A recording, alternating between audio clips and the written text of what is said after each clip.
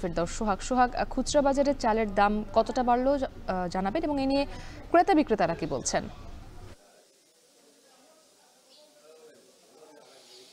আপনাকে ধন্যবাদ।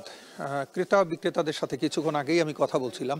আসলে চালের দাম যদি বাড়ে তাহলে সকল শ্রেণীর মানুষেরই সমস্যায় পড়তে হয় এবং সেই অবস্থা কিন্তু বরিশালে দেখা গিয়েছে।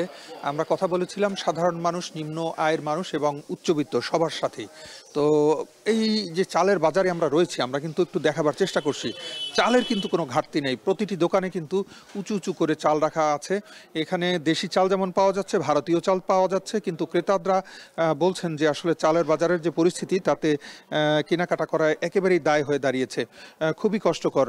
যেমন একটু যদি তুলনা করে বলি, দাদা রাইস অর্থাৎ মিনিকেট যেটি ভালো চাল, সেটি কিন্তু আজকে যেটি মূল্য, খুচরা মূল্য কিন্তু ৭৬ টাকা, যেটি ২৫ কেজির এক একটি প্যাকেট বিক্রি হচ্ছে ১৯০০ টাকা কেজি দরে, যেটি ডিসেম্বরের শেষ দিকে ছিল ৭০ টাকা কেজি খুচরা আর ১৭৫০ টাকা কিন্তু ছিল বস্তা। এই হিসাবে কিন্তু ৪ টাকা নয় ৬ টাকাও কিন্তু বাড়তি রয়েছে, শুধু ৪ টাকা নয় ৬ টাকাও।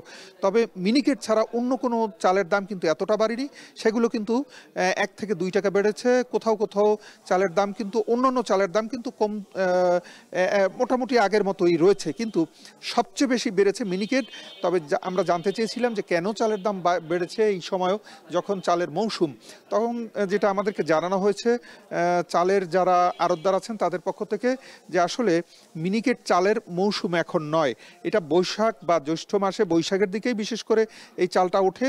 এখন যেহেতু বৈশাখ মাস না, সেই কারণে কিন্তু এই চালের দামটা বেশি। আর বরিশাল অঞ্চলে মিনিকেট চাল সাধারণত হয় না, এর চাষ হয় কুষ্টিয়া, যশোর, ঈশ্বরদী, রাজশাহী, অর্থাৎ উত্তর অঞ্চল কেন্দ্রিক এই চাল, আর এই কারণেই দাম বেশি।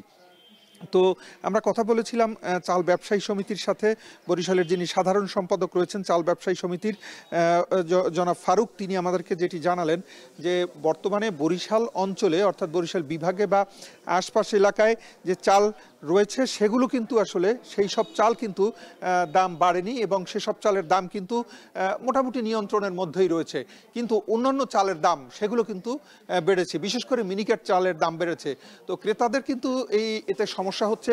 কেজিতেই যদি ৪ থেকে ৬ টাকা বাড়ে তাহলে কি পরিমাণ সমস্যা হয়। খুচরা এবং পাইকারি একই কিন্তু অবস্থা, খুচরা পাইকারি বাড়লে সেটি কিন্তু খুচরাতেও তার প্রভাব পড়ে।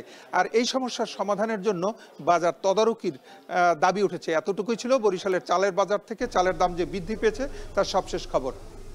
ফেরদৌস সোহাগ আমাদের সঙ্গে যুক্ত ছিলেন বরিশাল থেকে।